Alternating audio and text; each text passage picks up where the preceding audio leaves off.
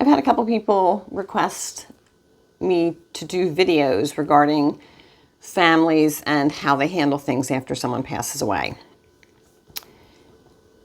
And I do these videos in a hope that by sharing some of the stories that I know, that it'll help you and your family navigate these things. Because I'll tell you, you don't really know somebody until someone dies. So the first thing I should probably do is share my family stories. I have two instances that happened within a couple months of each other. One was the best case scenario and one is the worst case scenario. So my dad died October of 2021. He had the C thing. And of course, when he died, everything passes to mom. But we're moving to mom to a retirement home. So this was, in essence, the chance for my brother and I to get our inheritance, I guess you'd call it, the things out of the house that meant something to us.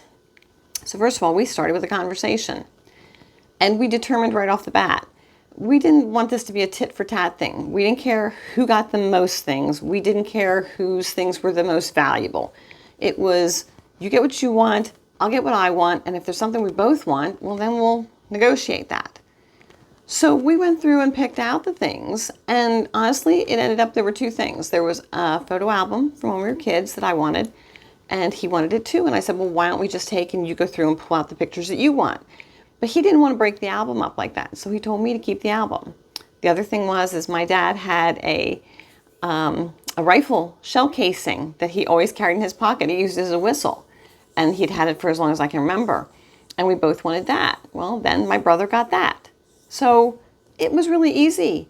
Neither of us was grabby, we have to have this, we have to have that. And if you know me, if you watch enough of my videos, you know I'm not big on keeping a lot of stuff anyway. But we just were very straightforward about it, and I guess it's just our personalities. It just wasn't a big deal.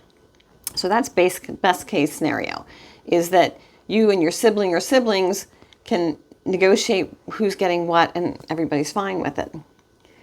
Worst case scenario, my younger brother had died 5 months before my dad did. And it was his second marriage. He had been married briefly, had 2 young girls, and then he had met my sister-in-law. They had been together, I think, like 28 years. She had helped raise those girls. So he dies, and this, of course, he got to see things. So he was perfectly healthy and fine, and within a few weeks, he's gone. So it was really traumatic for my sister-in-law. They had a very good marriage. They were very happy together. And of course, this just wasn't something that was on their radar that they saw coming. So the oldest daughter was just a piece of work.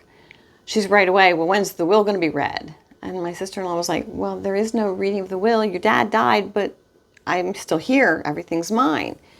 And suddenly it was, well, he promised me his truck and he promised me his tools, and none of this stuff was true. And the stuff that she wanted was stuff she could have sold. It was just a nightmare. She managed to rile up her younger sister and get her involved in it somewhat.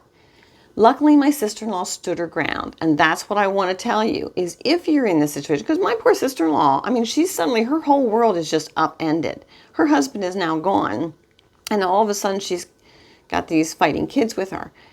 But she stood her ground. So if you ever find yourself in that situation, just tell him, as she told them, when I am ready to go through his things, I will let you know. And then I will pull out what things, I'm willing to part with, and you and your sister can go through and you can negotiate who gets what. But she didn't let them force her to do things. She knew that she was in a bad spot, that she couldn't make good decisions at that time, and she didn't let anybody push her. And that's really important, is if you're in that position, is don't let somebody shove you around. And it got nasty. These girls, especially the oldest, got nasty. Don't let somebody push you around. Don't let somebody tell you what to do. Hold your ground. So, best case scenario, worst case scenario.